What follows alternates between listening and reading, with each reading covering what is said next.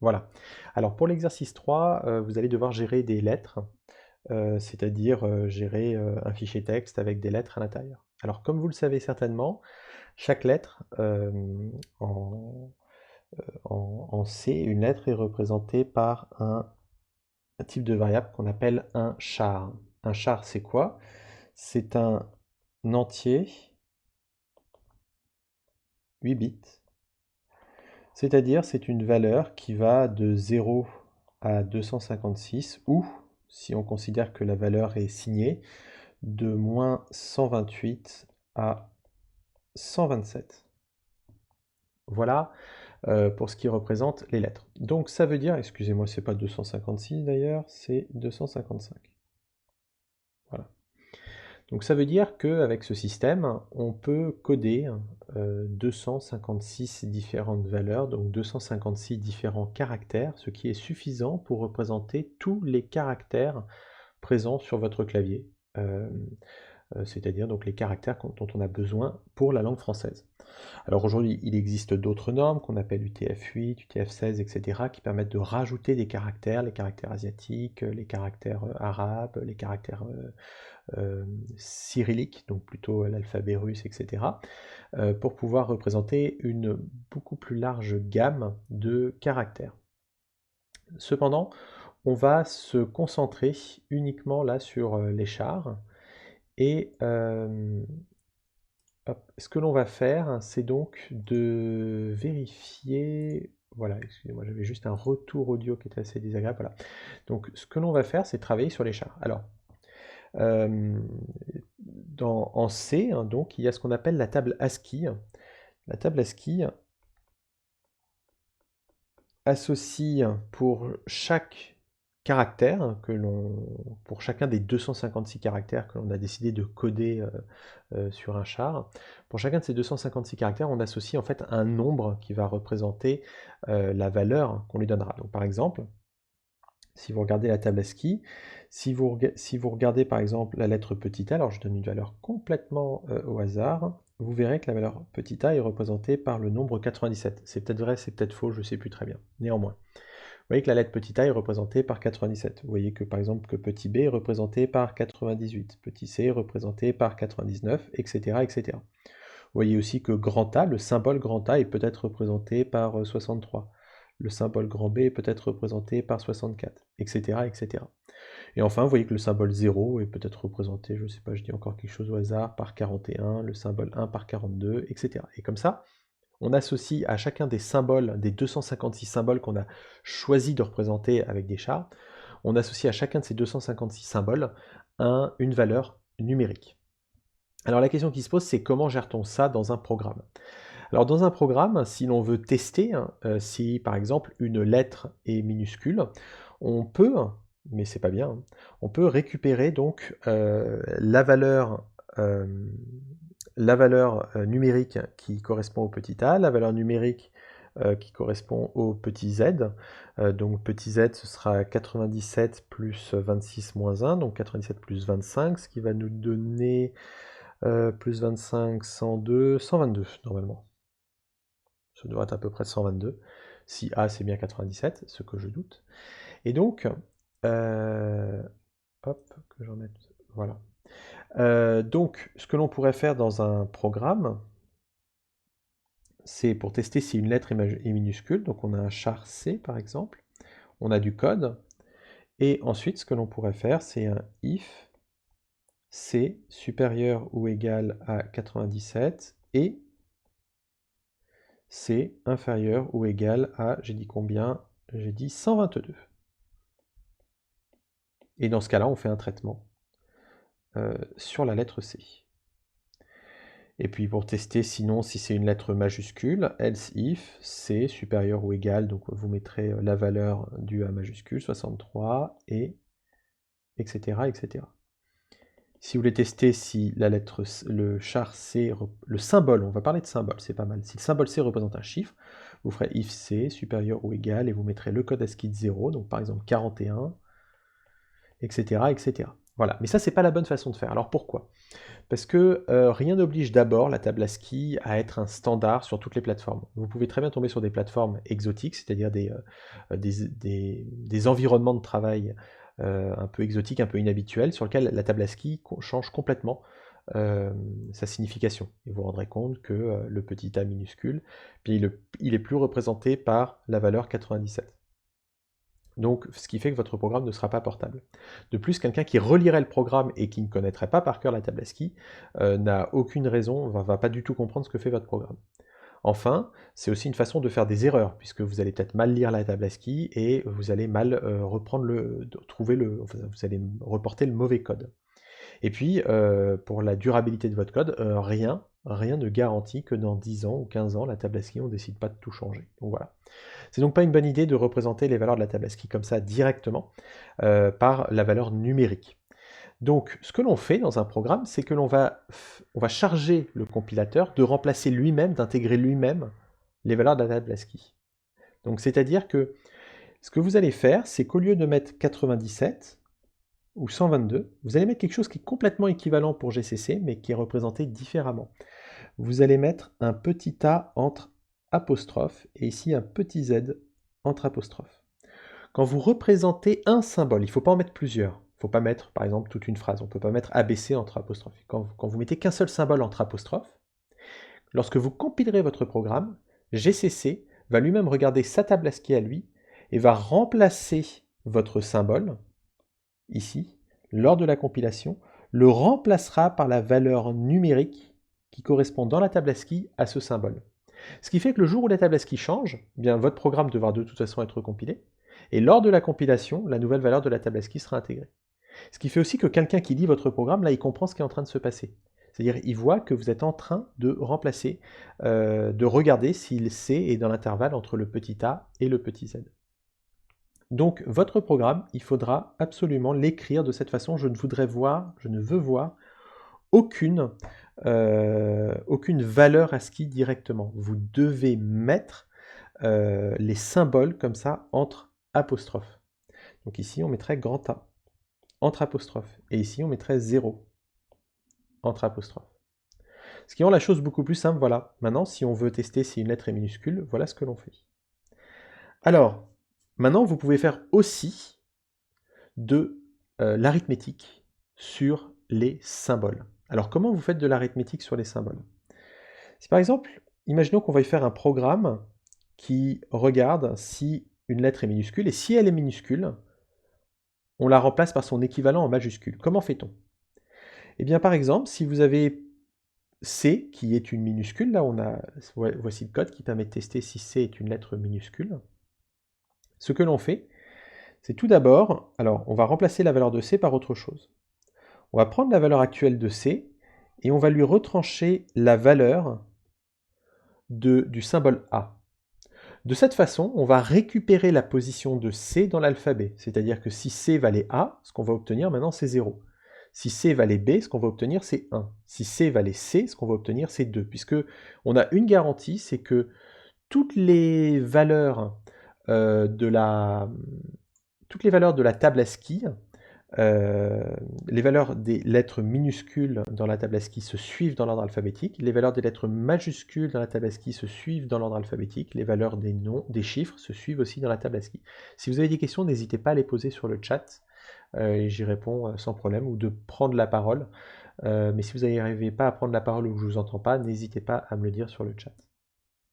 Donc, là, ce que l'on fait, c'est que l'on récupère, en soustrayant à C la valeur petit a, on récupère la position de C dans l'alphabet. Ensuite, ce que l'on va faire, c'est qu'une fois qu'on a sa position dans l'alphabet, on va lui rajouter la position de grand A, ce qui fait que C va venir prendre la valeur dans la table ASCII de la lettre majuscule qui correspond à sa position dans l'alphabet. Et ça permet, ce simple code, permet de transformer une lettre minuscule en lettre majuscule. Alors, je vous dis ça parce que vous allez avoir besoin de jouer dans l'exercice 3, où il faut changer une lettre par une autre avec un décalage. Vous allez avoir besoin, pour faire ce décalage, de jouer avec l'arithmétique des caractères. Alors, imaginons, pour le code de César, si vous avez déjà lu l'exercice, il va falloir être capable de décaler les lettres d'un certain nombre de crans. Alors imaginons qu'on ait besoin de décaler, mais si, vous pouvez aussi utiliser toUpper, il n'y a pas de problème. Mais le souci, c'est que si vous utilisez toute votre vie des fonctions déjà faites sans savoir comment ça fonctionne derrière, vous n'allez jamais être capable de gérer l'arithmétique sur les caractères. Donc oui, vous pouvez utiliser toutes les fonctions qui existent déjà. Je veux juste vous expliquer comment ça fonctionne, les fonctions toUpper, etc. Et puis vous dire que finalement, faire une fonction toUpper et inclure comme ça une énorme librairie de gestion des caractères dans son programme, qui des fois alourdit le programme inutilement, c'est pas forcément nécessaire. Vous pouvez le faire des fois vous-même, et c'est rapide. Mais vous pouvez sans problème.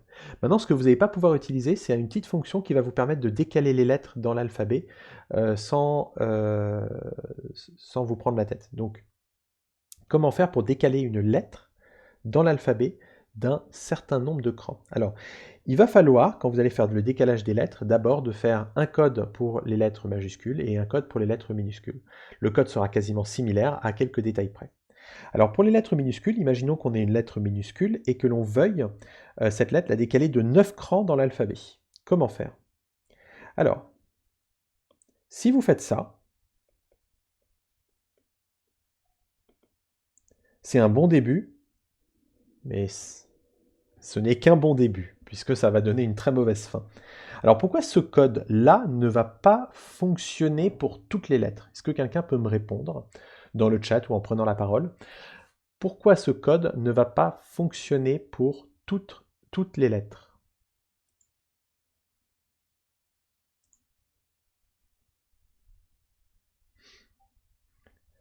Alors oui, mais c'est surtout, même si on est dans la gamme des lettres minuscules, on pourra rajouter 9, ça dépassera jamais 255. Mais imaginons qu'on ait la lettre Z. Qu'est-ce qui se passe quand on va faire Z plus 9? Voilà, ça ne retombe pas sur une lettre minuscule, exactement. Alors comment faire ce décalage de 9? Alors vous voyez, vous avez C, on imagine que C, c'est la lettre, on va dire Y. On va dire que C, ça vaut Y. Alors, modulo 26, comment va-t-on faire? Comment va-t-on l'intégrer ici, le modulo 26? Alors, imaginons que C, c'est Y, donc d'après ce que j'ai marqué, ce serait 121. Donc, C vaut 121. Normalement, si je décale de 9 crans, ça doit me donner Z, A, B, C, D, E, F, G, H. Je voudrais avoir H, c'est-à-dire 97, 98, 99, 100 pour D, 101 pour E, 102 pour F, 103 pour G, 104 pour H, 105 pour... 104 pour H. Je voudrais avoir 104.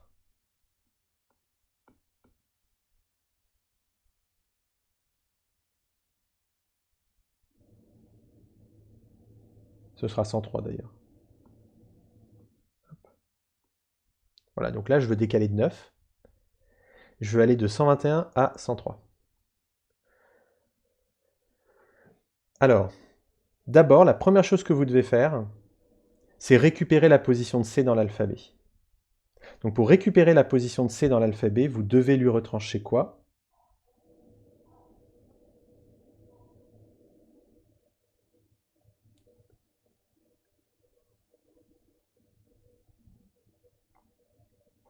Qu'est-ce qu'il faut retrancher pour récupérer la position de C dans l'alphabet?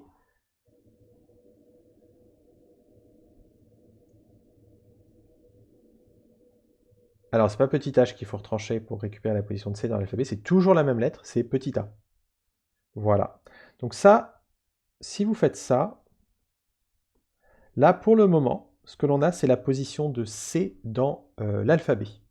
Donc si vous faites 121, hop, moins 97, vous devriez obtenir 124 normalement. Pardon, 24.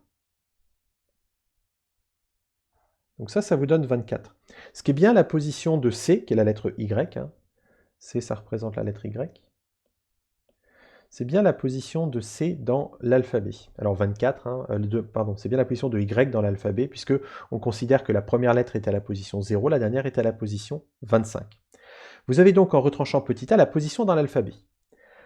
Maintenant, vous allez pouvoir appliquer votre décalage. Donc votre décalage, c'est 9. Donc vous rajoutez votre décalage 9. Et là, maintenant, vous allez pouvoir appliquer votre modulo. Puisque le modulo, je vous rappelle, ça fonctionne entre 0 et une limite supérieure, pas entre 97 et 125. C'est pour ça qu'il faut se ramener d'abord à 0.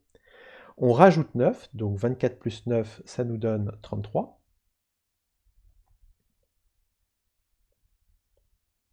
Et ensuite, tout ça, on va pouvoir lui faire subir un modulo. Modulo quoi? Ben modulo le nombre de lettres dans l'alphabet, c'est-à-dire 26. Donc 33 modulo 26, ça va nous ramener à hop, 33 moins 26, c'est-à-dire 7 normalement.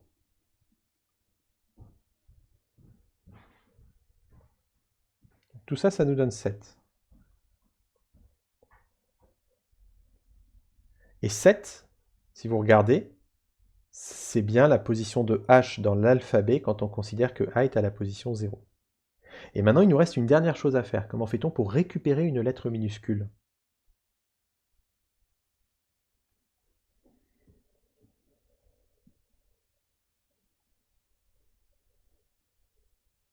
Bah oui, parce que là, j'ai une valeur qui est entre... J'ai la valeur 7. Or, 7, voilà, 7, ça ne représente pas du tout la lettre H en code ASCII. Je veux récupérer une lettre minuscule en code ASCII. Voilà.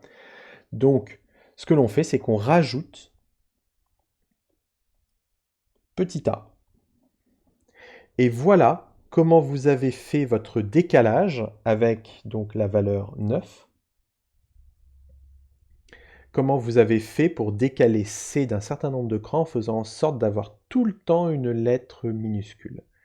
Si maintenant vous voulez faire le code pour les majuscules, hop, eh bien il vous suffira ici de modifier ça, voilà, de mettre un grand A, un grand Z, un grand A et un grand A. Alors il est possible de faire un seul code avec les valeurs de grand A et grand Z, enfin les symboles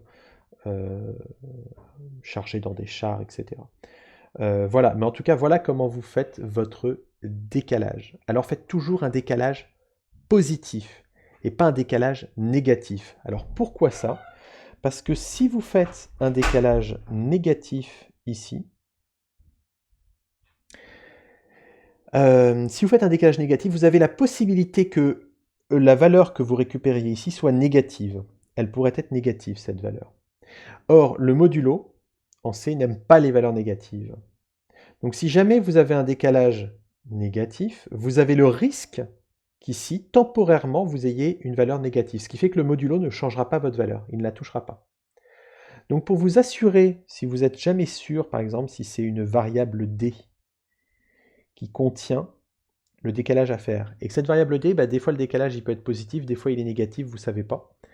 Eh bien, ce que vous pouvez faire, c'est que vous rajoutez automatiquement après le décalage, si jamais vous êtes sûr que le décalage il est entre moins 25 et 25, vous rajoutez forcément 26. Ce qui fait que si le décalage était positif, de toute façon, rajouter 26, ça ne change rien parce qu'après on fait un modulo, donc ça l'annule. Et si le décalage était négatif, rajouter 26, ça va ramener dans les positifs. Voilà, bon ça, c'est un détail qu'on pourra voir après le codage de César, parce que pour le codage de César, il n'y aura pas de décalage négatif. Mais c'est un peu plus tard qu'on risque d'avoir des décalages négatifs, et qu'on pourra reparler de ce petit problème. Voilà, donc maintenant vous avez tout ce qu'il vous faut pour pouvoir faire l'exercice 3, qu'il faudra rendre, je le rappelle, au début du prochain TP. J'ai enregistré cette... D'ailleurs, je vais couper l'enregistrement.